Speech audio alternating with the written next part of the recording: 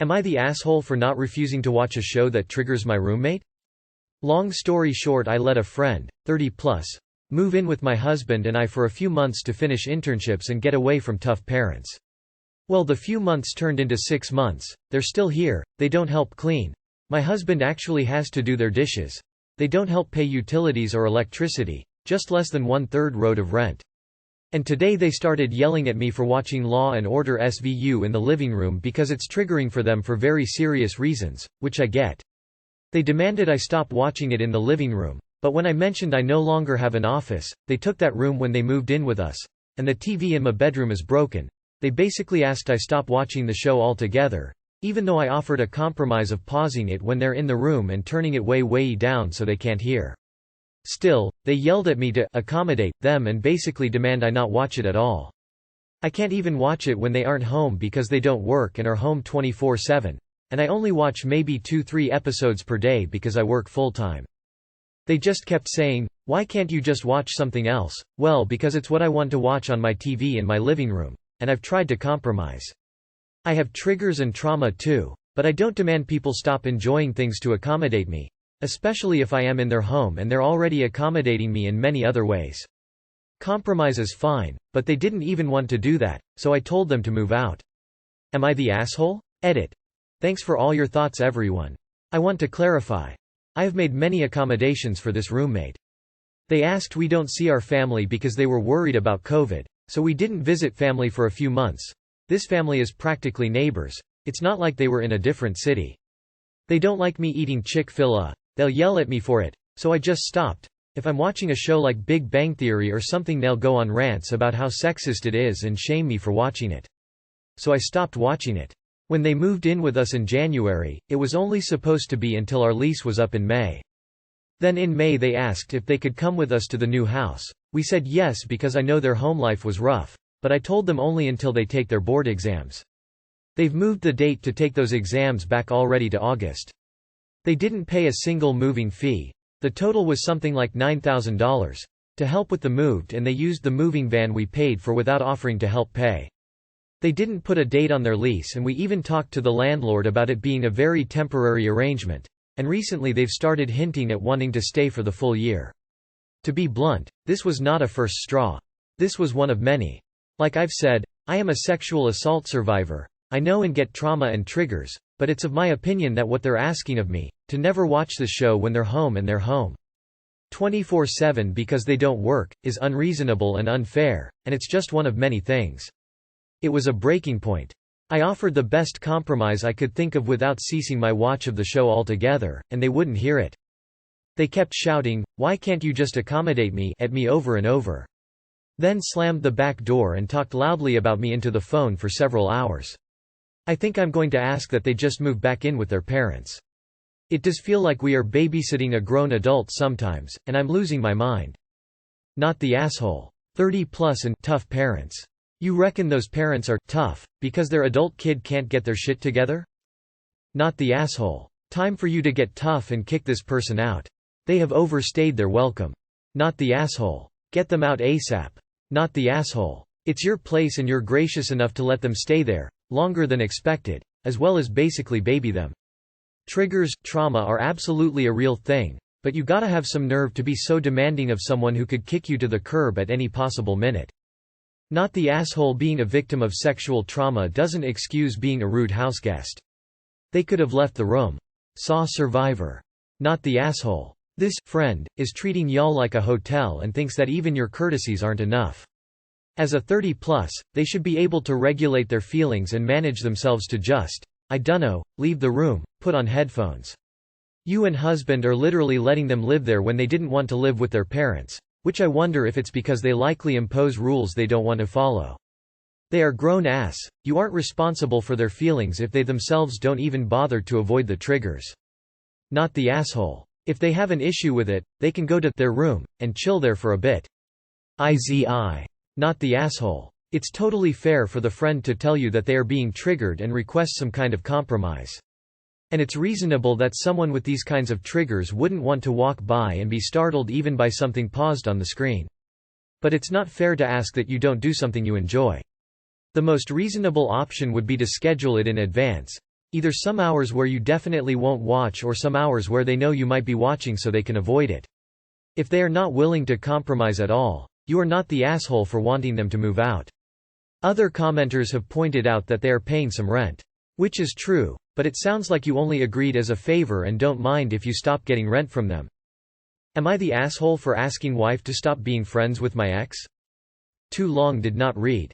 Wife started hanging out with my ex. At first I said I was okay with it, but since then I've grown uncomfortable, so asked her to stop, but she thinks that's unfair. My wife, DW, and I have been married 2 years, and 4 months ago she ended up befriending an old ex of mine. They now follow each other's socials, chat somewhat regularly, and have met up 4 times. The way they started talking is kinda story in itself, so I don't wanna go too much into it. But to put it briefly, they didn't have anything to do with each other until one day DW needed to message X about something unrelated to me. Then they just got talking and ended up getting along. I feel for this. Am I the asshole to work? I have to share details of my relationship with X. We dated for a year in 2016. It was pretty serious, although unhappy. 3 months in she cheated with a very close friend of mine. Safe to say this broke me, but I chose to forgive her and stay together. The relationship never really recovered from that, and eventually she left me. We haven't spoken since. 1 year after the split I met DW. When I first found out about them speaking, I told my wife I was fine about it. I'll admit I found it a little surprising and weird, but I didn't want to make a huge deal about it, and I supposed it was good DW is making friends. As time has passed though, I've quickly grown less and less comfortable. I hate the thought of them bad-mouthing me to each other behind my back, and I don't like the feeling that X is being reintroduced into my life. Even though I don't personally see or interact with her, I've told some friends and family about it and they all find it weird and think it's a bad idea. Recently I told DW all this and that I'd come to the conclusion I don't want her to have anything to do with X anymore. She was not happy about this at all. She says I'm being very unfair by trying to make her cut off her friend, because if I had a problem with it I should have said so in the first place rather than allowing it to continue and for her to grow attached. A couple days after that, DW needed to go meet with X to pick something up from her. I was cool with this as it was plans made from before the pre-mentioned conversation. When DW announced she was heading out, I told her I wanted to come with her. As soon as I said that I saw her face drop, she immediately started saying that she didn't want me to. I promised I'd wait round the corner while she picked the stuff up from X. That's all they were meeting for. But she was still adamant I shouldn't be there because X doesn't want to see you. I ended up just letting her go as I didn't want to fall out. Now I'm not sure what to do next. I'm still not okay with the friendship, so maybe I should bring it up again, but I don't want to fight with my wife. If I make her choose between me and X, I honestly worry he may choose X. Last time I brought it up DW was upset and said I was being unreasonable and unfair. What if she's right? If I just ignore it and let it carry on though, it's gonna continue eating at me, and I don't know what effect it will have on our marriage. So, am I the asshole for making my wife stop talking to her friend? Edit. Commenters have asked me to add these details in their online convos. DW and X talked about how I apparently mistreated X so badly she had to go to therapy, which I think is the reason DW didn't want me to go with her when she met X. Also, I have been diagnosed with NPD, ADHD, and autism. X has been diagnosed with BPD, autism, anxiety, body dysmorphia, and an ED. I was originally going to say ESH, because you really don't get to tell someone who they can or can't be friends face with. However, I decided not the asshole when you talked about your wife not wanting you to go with her because X doesn't want to see you. DW clearly respects X's feelings and boundaries more than she does yours. This would be better on our relationships. It's bizarre that of all people, your wife chooses to befriend the woman who cheated on you. She shouldn't be surprised you might be uncomfortable with the idea. But you would have probably made more headway on this discussion by discussing your concerns and insecurities so your wife can understand how you feel and figuring out together how to navigate friendships with X. Instead of just telling your wife, I don't want you hanging out with X anymore, that makes you sound like her parent more than her partner. I hate the thought of them bad-mouthing me to each other behind my back. What? Edit. You left a shit ton out of your story. I knew it. Your story sounded odd AF. You were verbally abusive to your ex and to your wife too? You are the asshole for sure. Sorry if your ex and wife are getting together over a mutual experience. As for the bullying on TikTok or whatever both your wife and ex experienced, I wouldn't be surprised if you did it. A diagnosed narcissist who's leaving out important context for why his wife contacted his ex. They bad-mouth him by sharing details of his abusive behavior? Honestly, if your wife would choose a friend over you, you don't have much of a marriage left to begin with. Oh, and you are the asshole. You are the asshole, and before people downvote me, go read his comment history. There is so much in the comment history that is concerning and missing from their post for a reason. Edit. Your wife is cheating on you or going to cheat on you. Please update us. Ex and wifey bonded over claims of abuse. Sounds like you may need to check your own behavior. I feel like there is so much backstory that was left out based on your comments. You admitted you both did bad things in your relationship with ex, and you had some anger issues. Sounds like you also have a lot of insecurity and control issues still. Emo, you are the asshole. You need to grow up. You don't get to make decisions about who your wife is friends with. You need to seek counseling. You are the asshole. You were abusive to your ex and they formed a friendship because your ex is concerned about DW and DW is bonding with someone who went through the same thing she's going through. You've been formally diagnosed as NPD and are obviously leaving out all context to people to understand why the relationship formed between these two women. Would I be the asshole for subtly encouraging my wife to let me stay out of the delivery room? So my wife is due any day now and naturally we're all excited. This isn't our first child, it's actually our fourth. Now I've been present in the delivery room for every birth. I've cut 2 cords, and my mother-in-law cut 1. My mother-in-law has also been present in the delivery room for every birth. Everyone else gets to wait in the waiting area or come by later.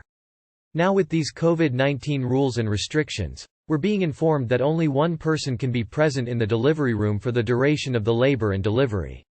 Then afterwards, once transferred to one of the rooms, we'll be able to have a limited amount of guests at once. My mother-in-law is absolutely devastated because she's already accepted that I'll be the one present. I've heard the crying on the phone from across the room. It's a sensitive subject that we've more or less tried to avoid. Now, here's where my question comes into play. I've been trying to subtly suggest that my mother-in-law be present in the delivery room. Just passing comments, or bringing up experiences from past pregnancies. I haven't outright stated my opinion, because the one time I got close to saying so I could already read the warning signs of an argument brewing, so I stepped back and changed the subject. It's not exactly easy to charge into this sensitive subject with a very pregnant and emotional woman, hence the subtlety. I love my wife dearly, and would be in the room in a heartbeat if that's her decision. However, having been through this situation a few times before, I kinda know what to expect. Aside from complications and worst-case scenarios, I know the routine. Now in my experience, I'm absolutely useless throughout the labor and delivery. I know it's not intentional for her to portray me that way, given the situation, but I always end up just being the guy who can't do anything right and am just in the way. My mother-in-law, however, is always the all-star savior every single time. She manages to say and do the right thing at all times, somehow manages to have anything my wife needs at all times, and her encouragement seems to go so much further than mine. Also, my kids would be much happier waiting with me than they would their grandparents, but they'd be fine either way. So, what do you think, Reddit? Will I be an asshole for trying to steer the situation into what I believe is the best scenario, in my opinion? Edit. These responses have been very helpful, insightful, and eye-opening.